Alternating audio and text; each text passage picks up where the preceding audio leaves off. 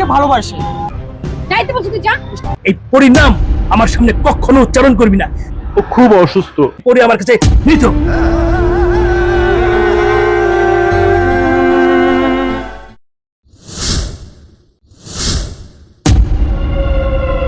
কোন পরিবেশে নিয়ে আসলা? আমি তো মনে করেছিলাম তোমার ভালো লাগবে। ঘরে চল, তোর সাথে কিছু কথা বলিস। না বাবা, আজকে আর ঘরে যাব না, আমার সময় নেই।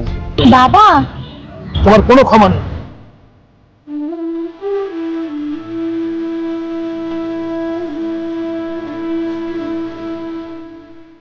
এখানে 5 লক্ষ টাকা আছে। কি ব্যাপার টুনটুনি? আপনার সাহস কি দেখে অনেক বেশি হয়ে গেছে, আপনি বাড়ি পর্যন্ত এসে পড়ছেন। জান পাঠা দিবেন। আমার ভাই ভাগ্যটাই খারাপ। ভাইয়াকে ভাগ্যের উপর ছেড়ে দাও।